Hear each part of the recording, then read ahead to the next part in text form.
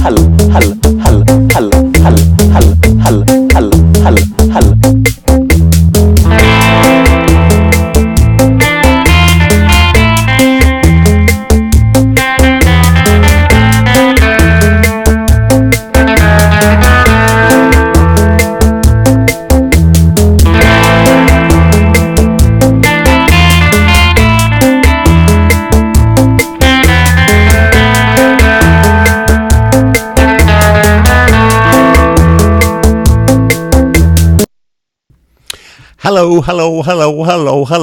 I got stuck there. No, I didn't really. That's the way I did it. This is Silverstone Live. Welcome to Silverstone Live on Facebook with the recorded videos available here, as you know, on the Facebook page and also on my Philip Silverstone YouTube channel immediately after the live show. This is the place for fashion, entertainment, music, food, drink, and so much more. Each week I invite a special guest. If you hear popping in the background, that's people popping onto the screen here saying hello. Already got lots of thumbs up. But we did it right this week. We did a countdown, we did reminders, we did the whole thing. You've got no reason to have missed it. Anyway, each week I invite a special guest to join me to discuss one of these topics, the aforementioned ones. Post your thoughts. Don't forget, post your thoughts. Hi, Anne Smith. Hi.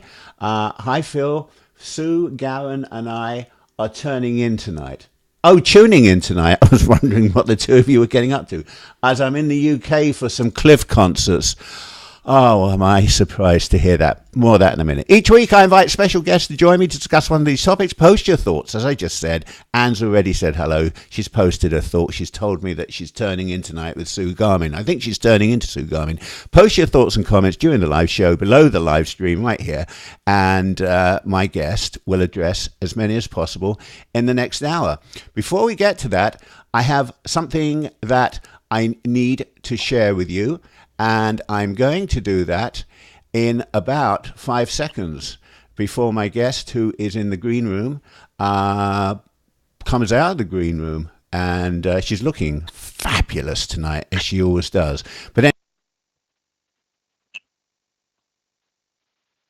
Silverstone Live is powered by Experimac, King of Prussia, Pennsylvania, the Apple specialist for people who can't afford the Apple stores and who want a less frenzied experience. There's no wait time at Experimac, King of Prussia. They accept trade-ins and transfer data at no additional charge, and most repairs are finished in under 15 minutes, and they can add memory on the spot. Experimac, King of Prussia, specializes in selling pre-owned Apple products, a full range, computers, iPhones, iPads and accessories, making repairs, taking trade-ins and selling software and system updates. And every purchase comes with a 12-month warranty. Silverstone Live is only live each week thanks to our studio equipment, care and support by my mates at Experimac, King of Prussia, Pennsylvania. Got that? I hope so. Well, it is time, ladies and germs, to... oh, hello, Rabina in Scotland. I know you're there. I knew you. And this is a show for all of you tonight because let me just show you this. Let me just show you this right now. Here we go. That's who's in the green room. You already know that. This week's show struts the runway of fashion with our monthly feature, Fashion Matters, with our own fashion diva, Anne Cecil, a design thinker, innovator, change agent, and educator for nearly decades, and lectures nationally and internationally on a variety of topics: visual merchandising, popular culture, online learning, and techno stress. And entrepreneurial and creative endeavors include Ono Made in the 191. It's a consultancy business that works with independent manufacturers and retailers to create and maintain sustainable business, and she knows how to do that. And Roxanne Lava, Anne's bespoke women's shoe company. Each month, Anne presents Fashion Matters to focus on how fashion touches our lives. And I am now going to touch, shouldn't say that, Anne. Here she is. And as they say in England, I think I'm a little bit touched, right? You are definitely a little bit touched there, Phil. Listen, before we begin today's show, and we'll tell everyone right now that your show tonight is all about vintage clothes, as if I really plastered this all over social media this week. Your face has been everywhere. But before we begin this and your theme, I thought we'd take 5 minutes just to talk about Harry and Meghan's 16-day Royal Tour of Australia, New Zealand, Tonga, and Fiji. And I wanted to look at Meghan's clothes, actually 2 items, and I think I'm not sure if I sent you these, but I did I send you the 2 items that I'm going to talk about? I may or may not, but I wanted to talk about how they're impacting the fashion industry. I'm going to put them on the screen right now, side by side, and then I'll tell you what I've done, Anne. We've got 2 outfits here. One of them is the black $268 black Miguelina dress by American brand Club Monaco, and she's wearing it under a beige coat. But what I really love, Anne, is she wore the white button-down shirt by Maison Kitsune, grey blazer from her mate Serena Williams collection, black skinny jeans by Outland Denim, and boots by J. Crew. And I know for a fact, from what I read in the British press, that Club Monaco dress sold out immediately. Are you surprised? Not at all. Almost daily when I check my fashion feed in the morning, there's always something about Meghan Markle and her outfits and the fact that whatever she just wore just sold out on the high street. So I am not surprised at all. But what I also think is really interesting, because I guess the last time we spoke, we talked a little bit about how Meghan has been adjusting her style slightly with her new role. And one of the things we talked about was that she really is the master of neutrals. And so, you've told me, and I did see that image, you did send that to me, but she's wearing a white shirt, a gray blazer, black pants. You can't get more neutral and classic than that, but she's wearing them quite well. They have interesting details through texture, and she's making it look very easy to look casual, yet professional and fashionable. I just think that outfit, the one that we have on the left of the screen in this, I mean, she looks so much better when she's wearing casual clothes. And I hope her mate Serena Williams buys her a meal occasionally for doing that. I'm going to take them off of the screen now and have both of us on here. I have to say hi, Melissa. Hi, Rabina. Hi, Anne. Anne, let me know if you managed to get on. For some reason, you were having some sound issues or you couldn't see us. But I hope you're back on. Who did I miss? Nobody. But there's a lot of people who haven't said anything yet. Okay, so she looks great though, doesn't she? I mean, and as the more pregnant she gets, the more... How did she get pregnant? How did that happen? I don't think I can explain that to you right now. Nobody ever explained it to me. Can I just do one other thing, Anne, and then I promise we'll start. I've already told the Campari companies around the world that my drink of choice on this show has become Campari. I don't know if you've ever had it. It's a fabulous drink. I'm going to give them a plug tonight. And I'm not an idiot. I don't do nothing for nothing. This is the drink that I'm drinking. I drink it every week on the show. So Campari, if you're watching us live or you're watching the video, I want you to be a sponsor of this show, because otherwise I'm going to switch to some other drink. And you know there's competition out there. So if you want to own my drinking habits, I am being such a whore.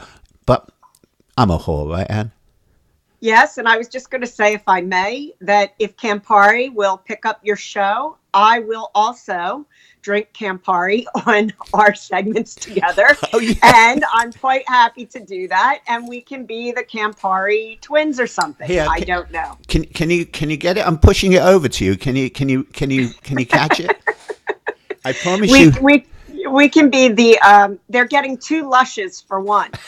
I promise you, Anne, that I will get 2 bottles of. Now, what am I talking about? I will get 2 cases of Campari, and one of them will be delivered to you from me. I hope everyone out there likes my new view from behind me.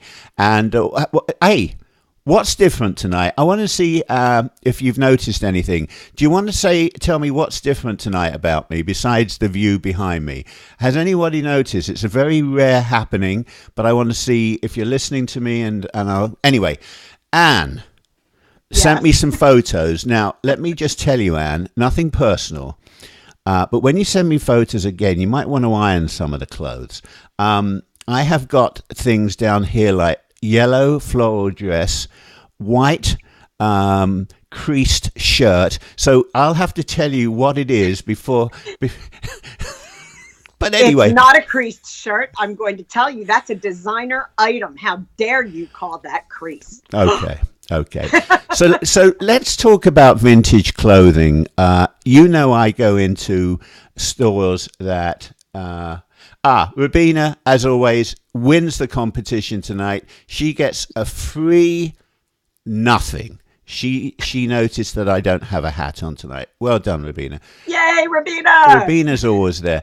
So you know that I like buying everything from resale stores, from consignment stores. But you're going back further. So tell us what you're talking about with vintage. Okay, well, for vintage, I think that we are looking at anything that I would just say roughly is probably about 20 years plus old. And I'm thinking of things that really, have a very particular style from their particular time. So the reason that I wanted to talk about vintage is really kind of important because we live in a world right now where so much of the fashion that's out there that is seen on the high street and seen in the stores where we shop every day is actually very similar and pedestrian. So, we have at every retail level a selection of colors of t-shirts, a selection of colors of pants. Nothing is really all that different. So vintage and having some vintage pieces is a real way for everybody to create a unique style, even with all the sameness that's out there. So I really think that is one advantage of vintage because you get to choose something that is rare and may not exist. And it certainly is not something that when you walk down the street, everybody is going to have the same article of clothing on, even if it is styled differently. So that's the first thing that I love about vintage. The second thing I love about vintage is that it is generally of better quality than what we have. Now, not always true because some of the fabrics that we used, say back in the 1960s, were not the nicest of fabrics. I will say they held up very well though, right? So they didn't necessarily feel well, but they held up very well. But if you're also talking about something vintage that is designer, it often was made very well. And I will also say that the moderate day-to-day priced clothing that was made probably up to the 1980s, which is when we started to manufacture more offshore, wherever we are from. Right. They were really very well-made garments. And the third thing I love about vintage is they have their own history. So this is fascinating to me because I'm one of those people who never wants to live in a brand new house. I need to live in a house where there's old souls that are still living in the house with me. Well, you got lots of old souls because of all the shoes you have, right? I do have a lot of old souls that way, but I like things that have history personally. And it's interesting to know that when you purchase something vintage, you are giving a new life to that garment or accessory, and you are helping its history to live on in the fashion world, which is good. But you are also sort of stewarding that item, and it goes through a chain of people who have purchased it at various levels, who steward that item through the fashion system. So those are three things that I really love about vintage. Okay. Let me just say, I'm sorry, Anne, you actually, not you, but Anne Smith. Anne Smith, you and Rabina both came in at the same time with a hatless thing. So congratulations to both of you there. Candy, my favorite Candy. I love Candy, and Candy's here. Candy Lee is an appraiser, and them old houses are built way better than these new cracker boxes they throwing up in a month. Well, she's from a foreign part of the United States. She don't know how to talk right like us. But no, I love Candy, and Candy, I was glad to have her say something. So you just upset me a bit. You said vintage can go back 20 years to 1980. So when I think back to the 60s, my era, that makes me decrepit. No. The vintage has to be past 19. First of all, let's think this through, because it's 2018 now, right? So I would consider vintage to be probably anything up to close to 2000. Anne, I got to have another drink. You're getting me really depressed. You're a good vintage of wine, Mr. Silverstone. I like new. Okay, so let's back up a minute. What is the difference then? Because there's a bit I'm missing here. What is the difference between me going up into my attic, which in my case would mean going up into my neighbour's home, and finding an article of clothing, like my friend in Wales, Paul, he was sick, and he said he went up into his attic and he found a velvet jacket that he hadn't worn since 1966. What's the difference between going into your attic and finding a piece of old clothing that you haven't worn for 40 years and then saying, oh my God, I can't go out in this, I haven't worn it for 40 years, or going into a shop and finding somebody's discarded clothes from 40 years ago? Is it the same thing? Oh, it's absolutely the same thing. Again, as with many things you and I have talked about over the years in fashion, right? It's all in your perspective. So I would tell everybody out there that trends generally have a 20-year cycle. Now, that's sort of sped up in the internet age. But if you think about it from childhood, you will see that various styles kind of come around approximately every 20 years. And so here's the deal. You should, if you have quality items that you really think are wonderful and iconic and will stand the test of time for you, there's nothing wrong with going back up to your attic and pulling out that velvet blazer. I wish you would share that with us, a photo of that with us, because I bet it's gorgeous. And wear that again, in a new rendition, because you'll probably wear it differently. The other great thing is that if you can actually still fit into the clothes that you had 40 years ago and they fit well, that's a bonus on you, because it means you're probably pretty healthy. Hopefully it means you're pretty healthy. I don't know. No. But I'm thinking here in terms of, we have several consignment places near us in this Philadelphia region. There's Green Street is one of them. The other one is Plato's Closet. Now, of course, those are stores that will, if you're selling them clothes or if you're buying clothes, they have to be very trendy up to the minute. But I'm thinking listen, there's so many people that are talking on here now. But let's go back to Candy, who's not old, she's vintage. That was her quote, not mine. She's not vintage, she's lovely. But anyway, let me just say this. Candy is an appraiser. Yes. But let's suppose she teams up with a realtor friend and they're going around and they're going to somebody's home and they find some old clothes and they say to that person, hey, do you want these? I'll give you $5 for them. The person says, oh, take them. I don't want them. Where would they take those clothes so that they could find the next generation of wearers? Right. So the first thing that you would do is you would Google, because it's so easy to do today, people who are selling vintage clothing.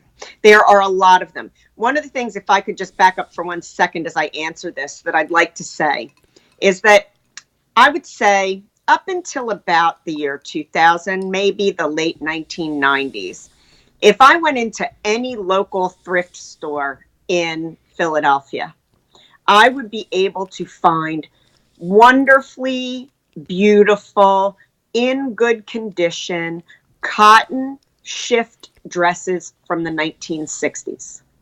I would be able to find fantastic, beautiful day and evening dresses from the 1950s.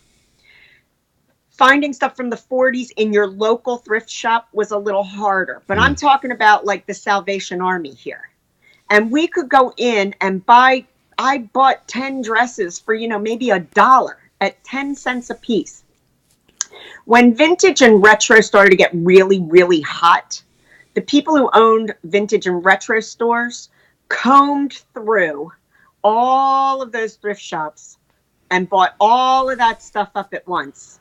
And they got to know the people who had the thrift shops, so they'd get to see it before it hit the floor. And all of those things happened. And then they considerably upmarketed it in their retro and vintage stores. So it is hard now to find truly great vintage items unless you are going to somebody who really sells them. The other thing that happens is that there are bulk vintage people. So they go around all over a region and they find and buy from larger lots old vintage clothing. And then if I have a vintage shop, I can go there and pick from their stuff. Or there's one actually in Philadelphia called Bulk Vintage, where you as an individual, I think, can go on certain days and you can look through what they have and take what you like. Now, buy it. You have to buy it, obviously. I just made a note of that. Now, Candy's continuing the conversation, which is fascinating. She says, I've got to read a few of these and then we'll put some pictures up. Candy Lee says, I find old clothes a lot. I do sadly, a lot of foreclosures. People walk out of their homes with nothing. She's going to have to start keeping an eye out for old clothes. So I think Candy might be can you make some money out of that? Can she make some money out of that? Yes, absolutely. So here's the thing. Oftentimes... Hang on, Candy, listen to this. So stop typing.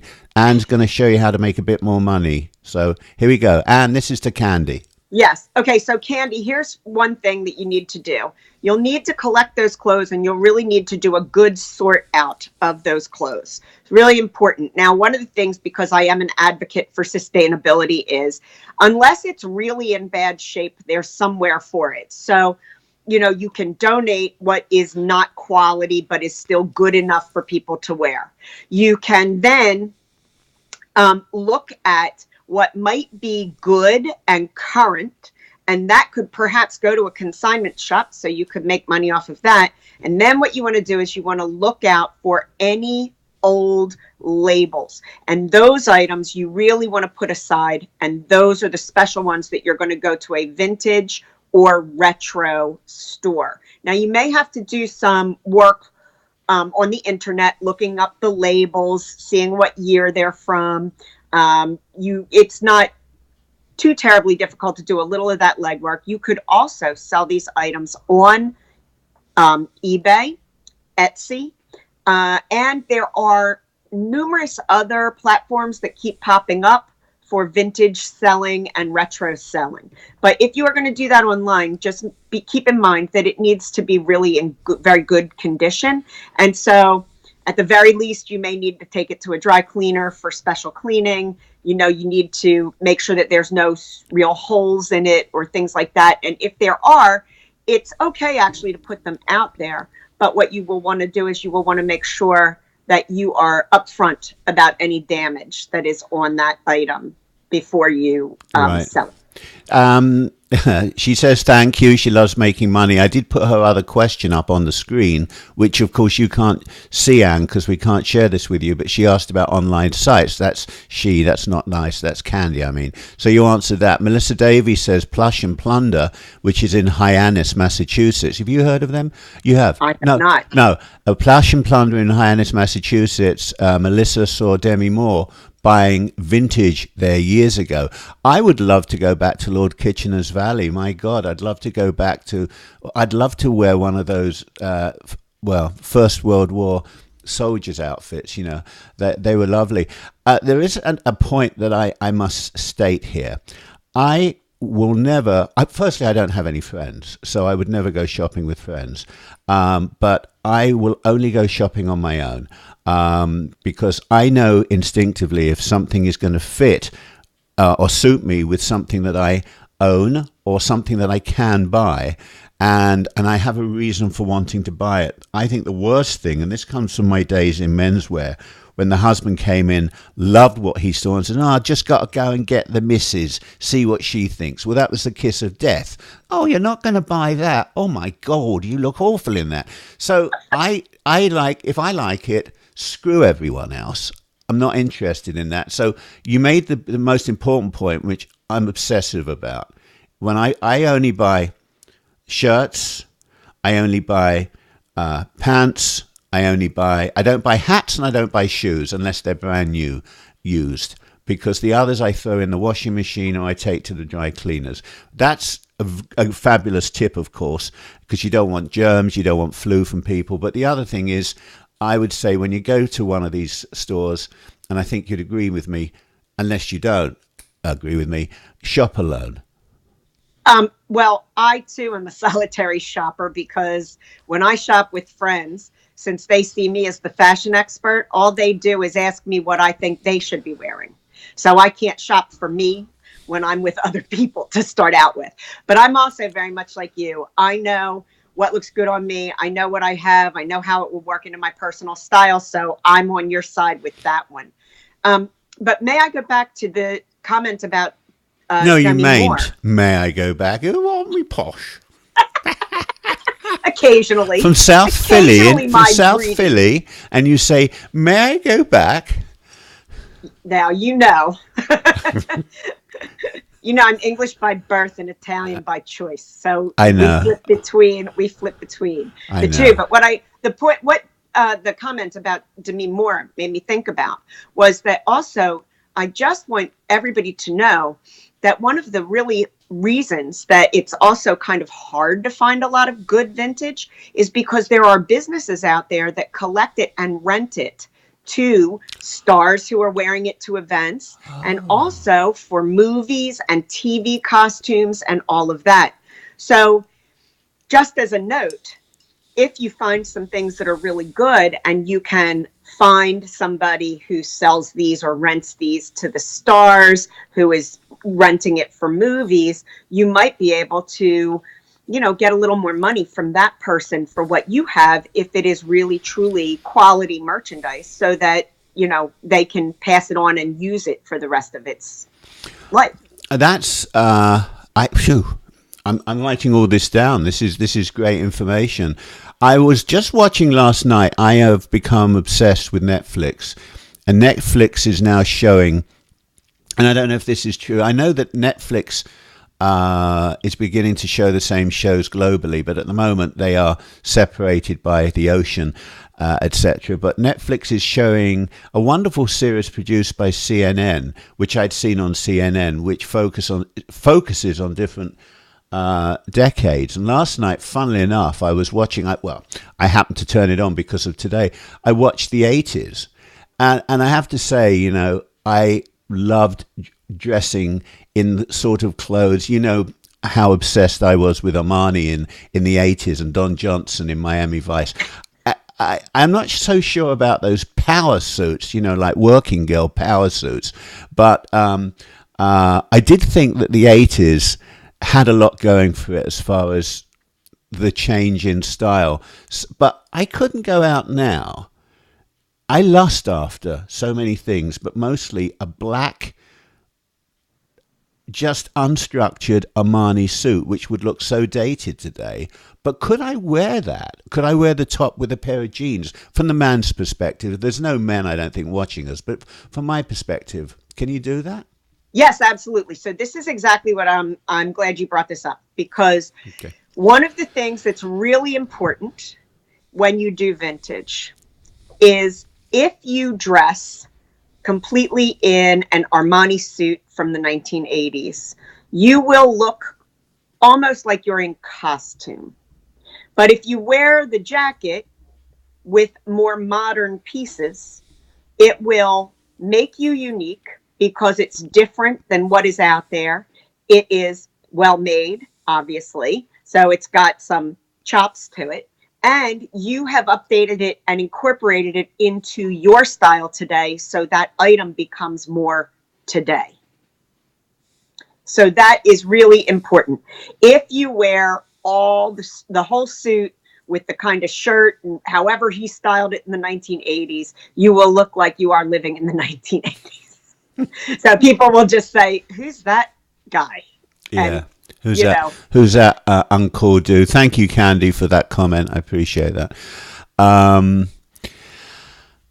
So I read, you shared with me something which I think was, I don't remember what publication it was. It was from a man by the name of, I'm assuming it was a man. It might not have been Sammy Shaloni. I'm not sure if that was from GQ or from Wall Street Journal, but I'm trying to find a quote here or something. He or she, they said that in vintage, as in real estate, the game is speculation. Of course, vintage is cheaper than new built condominiums and new clothing and lasts longer than either. But when in doubt, buy. So I don't know that I understand that the game is speculation, because we're talking about clothes. You're not going to buy something that's going to make you look like a clown. You're going to buy something that you fancy. Right. Okay. So I think there's two different things here that we've been talking about. One is purchasing vintage or finding vintage on a personal level for you or I or our listeners or watchers to wear within their own wardrobes and incorporate into their own wardrobe and their own life. There are also a bunch of people who will be looking for vintage to sell on to make a profit. And so this is where I think the article, which I think came from Business Insider, actually, if I'm not mistaken, but that is really what he or she is talking about, because they're talking about, if you go to bulk vintage and you invest in a particular type of garment, and you've got them and they're good quality, that's great. But if they're not popular at the time, or there's not a use for them at the time, or there's not, a film or a show or something in popular culture that makes that style great, you may not get a return on your investment. So, it's more thinking about that. I think the other thing to think about is that if you are buying designer stuff, and I mean new stuff, or even used resale stuff, if you keep it another few years, it may really pop in price. But, that is all dependent on the condition and whether you can verify that it is what it is, right? So these are the things to think about if you're thinking of it as a business, more so than if you're thinking of it as, I'd like to look a little different. I'd like to show my personal style. And one way I can do that here is to really choose some vintage pieces that I can wear that establish me as different, even though I might style my garments from the high street differently than somebody else. So I think that's the big plus. I just want to mention to Candy, you don't live in the real world, Candy. You don't live on the East Coast, where we've got a lot of class and style and taste. And she wanted to know if she could wear bell bottoms again. And people are already wearing them here, Yes! Candy. Of course you can. Send us a photo in some bell bottoms. We'd love to see you in bell bottoms out on the job. I mean is out working. Anne, did you not pay your power bill this month?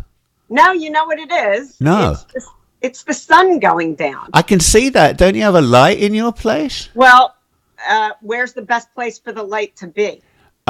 Behind your computer. And I tell you what, do you have a light behind? Don't get up yet. Do you have a light behind your computer?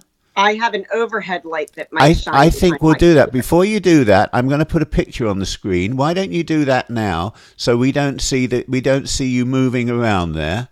Okay. And tell me when you've done it. We're It's still on not. a dimmer. Oh, I can already see it. Oh my God! Let me just turn this back off a minute. Is this too light? Oh, you're not sitting down yet. Sit down. Listen, I'm trying to crawl over. See? There. Oh, that's better. That's better. Okay. That's better. This is all. Is it too much light? No. I can see you now. Now I can see what you're wearing. That is great. Well, this is what I was worried about when we were doing our check. Well, it was all right. The sun hadn't gone down yet. Okay. I'm going to show a picture now on the screen of your black dress.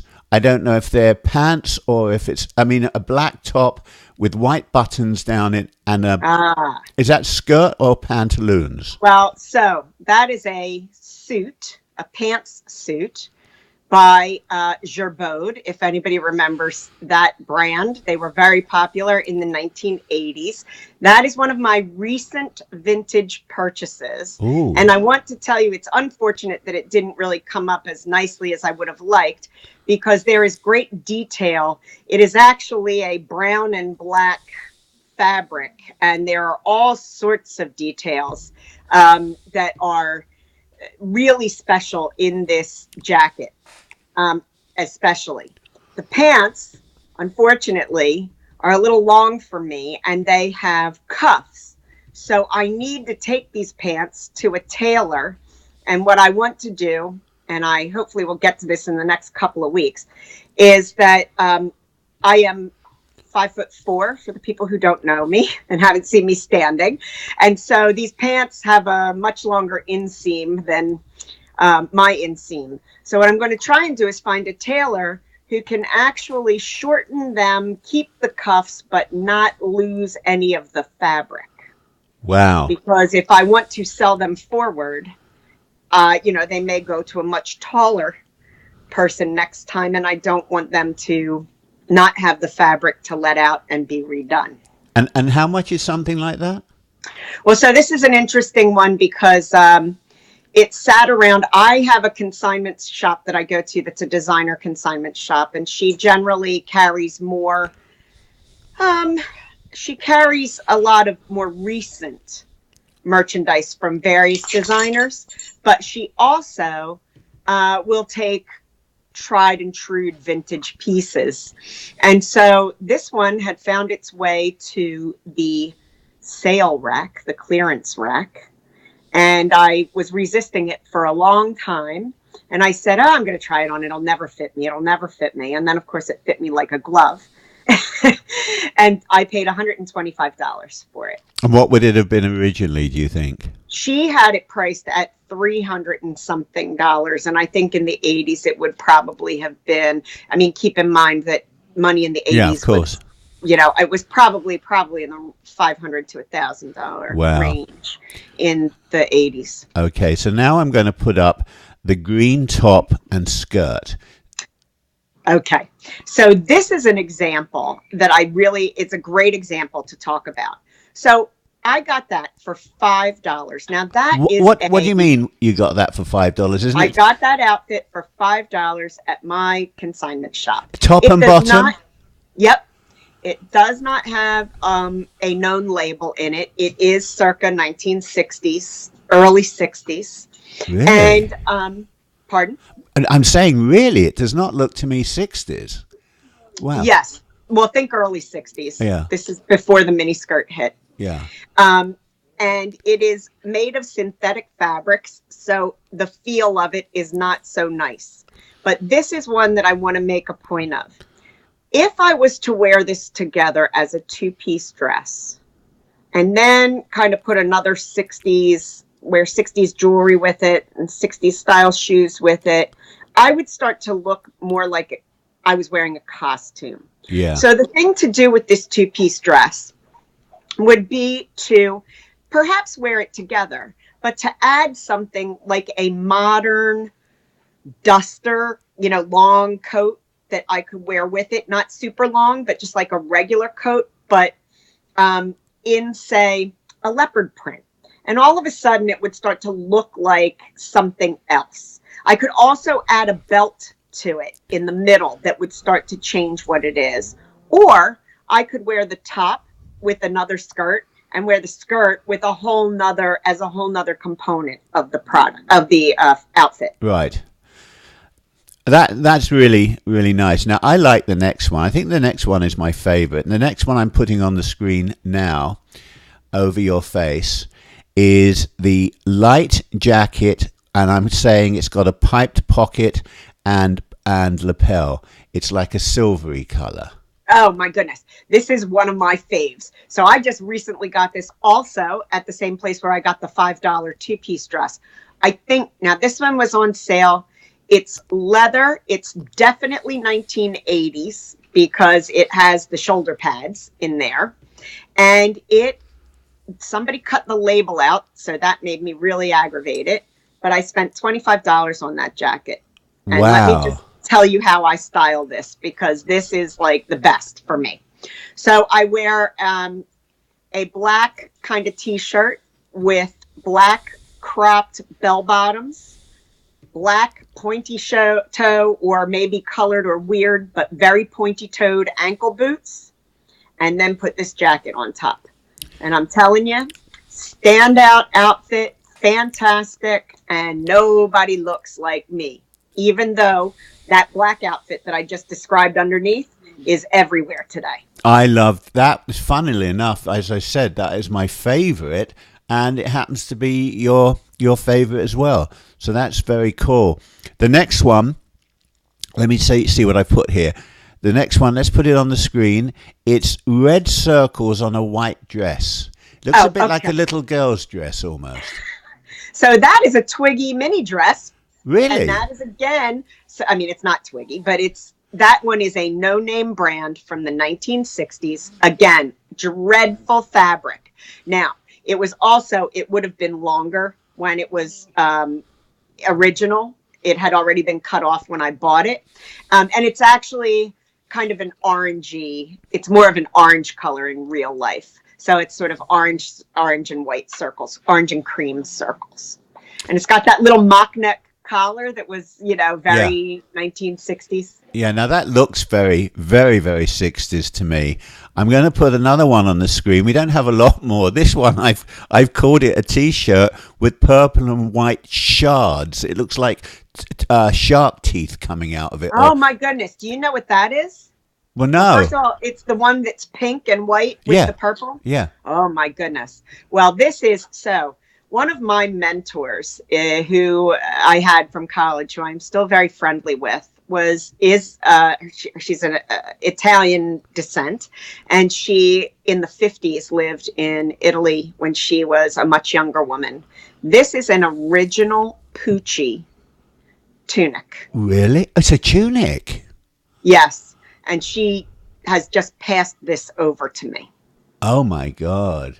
She gives me some great jewelry and all sorts of stuff. But what was really fascinating about this tunic is she is a very slender woman now. And of course, she's in her 80s. So she is, very tiny.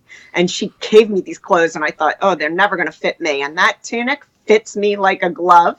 And, imagine that over some skinny white jeans at the beach next summer. Yeah, that would be fantastic. Rabina, I think you just said that you sent a picture of your dress over to me on Messenger, but because of the setup of this show, I can't access Messenger. So I promise you, my love, I'll put it on the Facebook page later and people can see it there. No, I love that, Anne. The next one, Let me see what I'm calling this. Oh yeah, this this is the white creased top on a hanger. I mean, that's all I can call it. It looks like it's creased as hell. It's probably the cloth though, the material. What the hell am I looking at? Well, what you are looking at is one of the original Izzy Miyake Pleats Please collection. Oh, I just showed my. Listen, I just showed myself to be stupid bugger, didn't I? Don't answer that. You wouldn't necessarily know about the Pleats Please, but I would have thought that you would have kind of thought that I wouldn't just send you a ratty old white t-shirt. No, you're Anne Cecil. I would have kind of thought that's the sort of thing you do, Anne Cecil. Well, so let me just say about this, because this is kind of also, this is another one that was just handed over to me from my mentor. And what is interesting about this one is, this is also circa 1980s.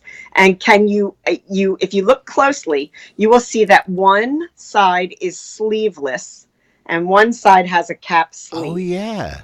I'm trying to get it on the screen so people can see that. I just noticed it as you said it. So when we're looking at the screen, the top right-hand side does not have a sleeve, and the top left-hand side does have a sleeve. That's very funky, isn't it? Yes, and so one of the interesting things about this idea of pleats please is something that our audience might like to look up, because Izzy Miyake is still making various products out of this collection. And one of the things that it's become very good for is it really fits, first of all, it fits and suits a variety of people, but it's also the thinking was that it's relatively easy to put on. So if you have any kind of disability or injury, you can get into these pleats please clothes, because they actually, through the pleating, they expand so you can easily get them on. And then because they pleat, the pleat comes back in so they don't look like they're a big balloon around you. Mm.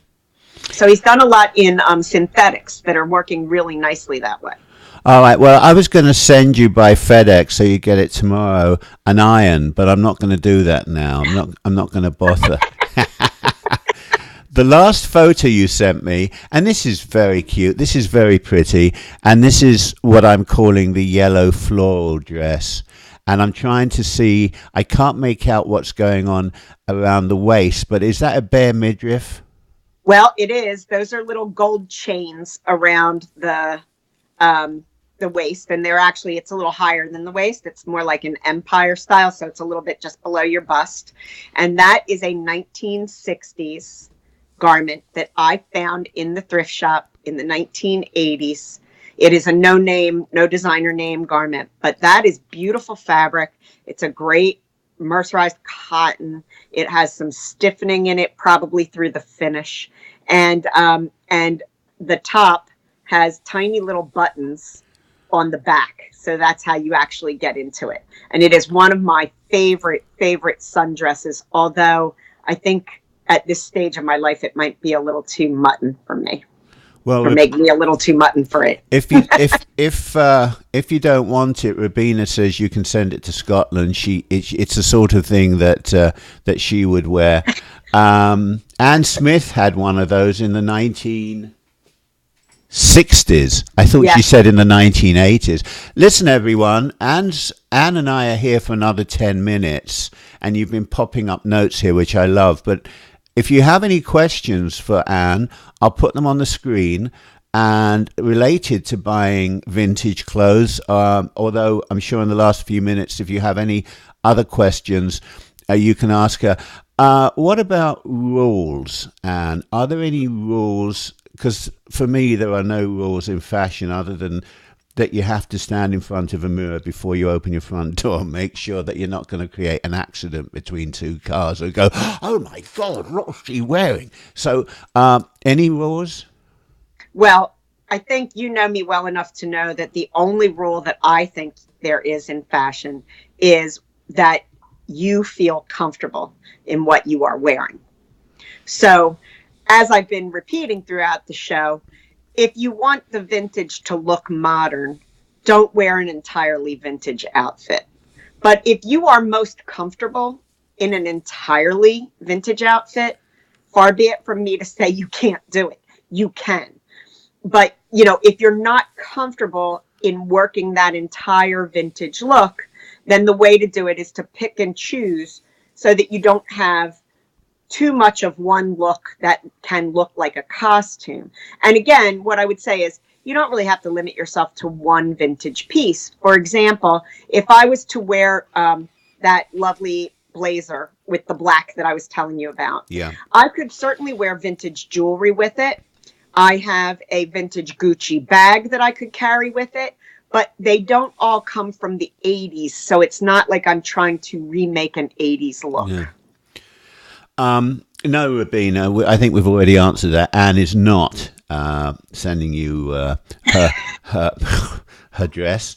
I'm going to. Oh, she's going to a 60s night out party. Well, Rabina, you got to go to a shop and buy one, my love.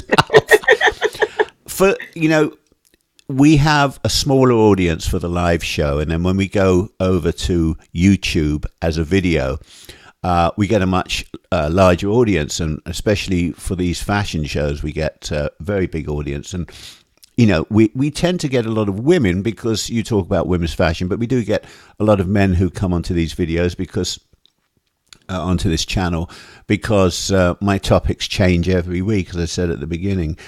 My concern is that if I was to find a men's vintage clothing shop, now, where did you say in the Philadelphia area I might find it? Some men's vintage clothes, like jackets, let's say.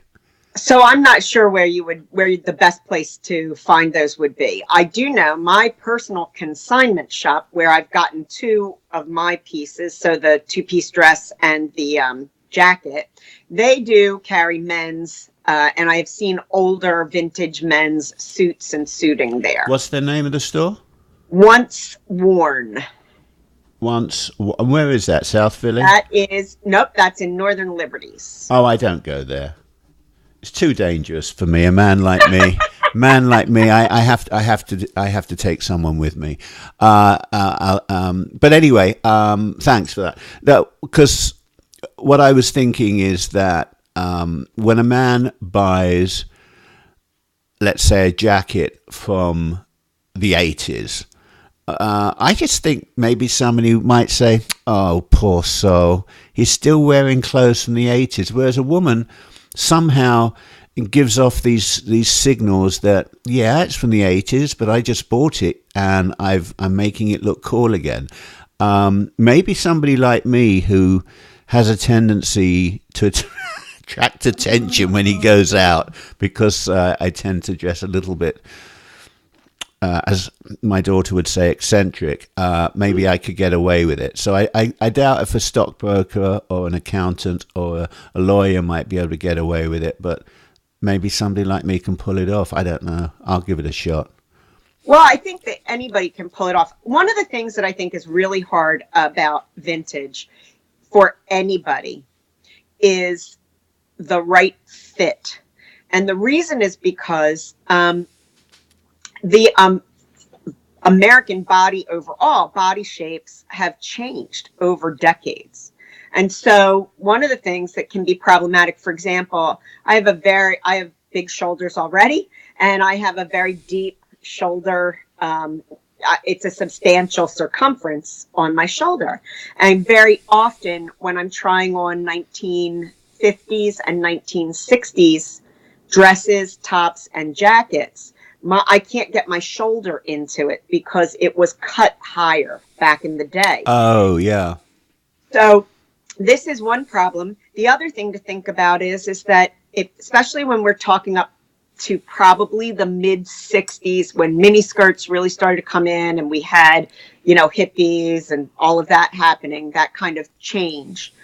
Women wore considerable body armor underneath their garments, which we don't wear anymore.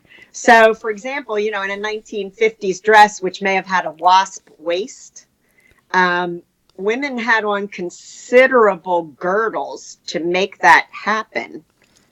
for the average woman. You know, it was very few women who really had tiny waists. So in some ways, it was just like going back to, I don't know, the times when we wore corsets that made us faint. Yeah, I was just looking up online to see where I can buy a corset from, because I need to get a corset to fit into some of my pants now. I need a nice corset maker. But I need also to have a handmaiden, is that what they call them, who can put her leg on my backside. Now, this isn't going where you think it is, so that she can manipulate the straps at the back of the corset to get them tight. Isn't that how they used to do it? They used to put their feet on the back of the women or their knees and to pull it in very tightly. So I need a handmaiden who can put her legs on my bottom. How do you express that in a way that doesn't get you locked up? Well, first of all, I think it's a lady in waiting.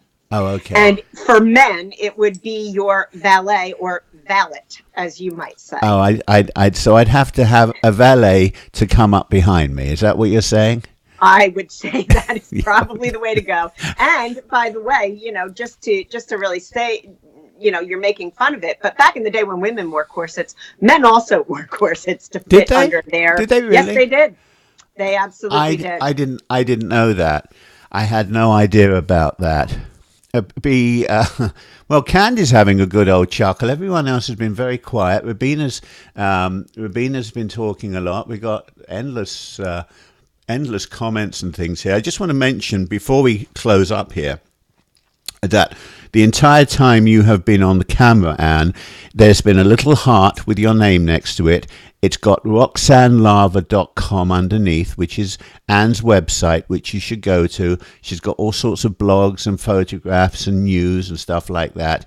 If you want to write to Anne and offer her a huge amount of money for any of the clothes that you just saw, there's the address, RoxanneLavaRocks@gmail.com.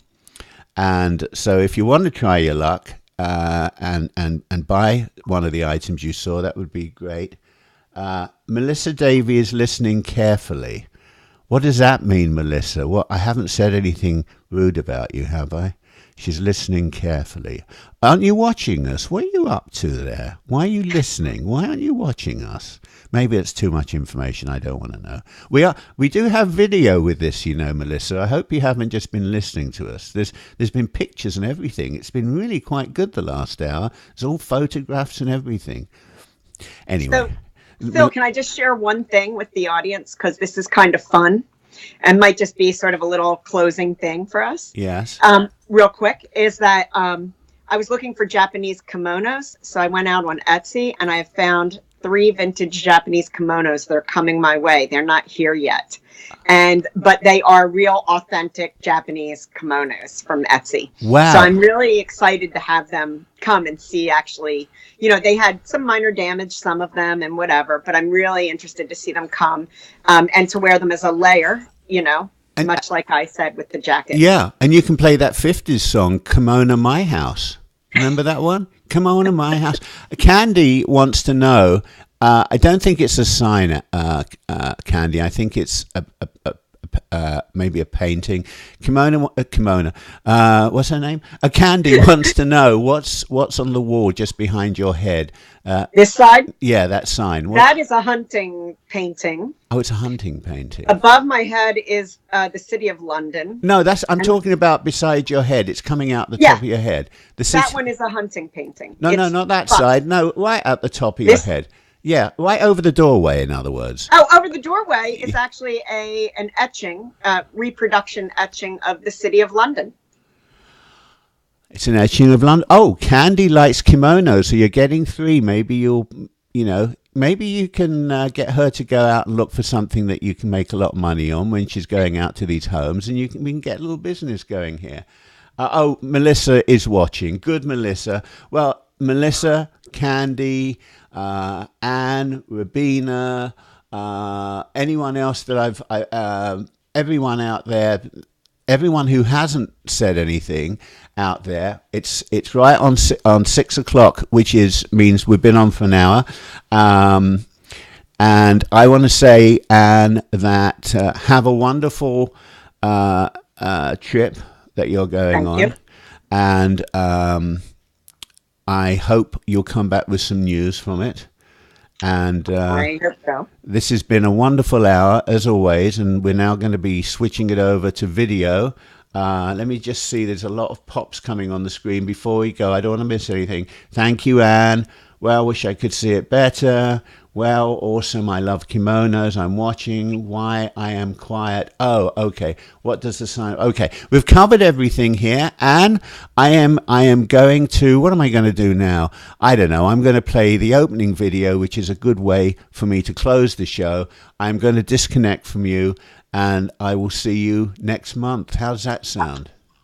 Bye-bye, everybody. Bye, everybody. And I am going to see y'all next week right here when we have a rocking band, a rocking indie band next week. So I'll see you all then. Until then, love you all. And I guess, which one should we close with? I think we'll close with the same one we opened with. Bye, y'all. Hello.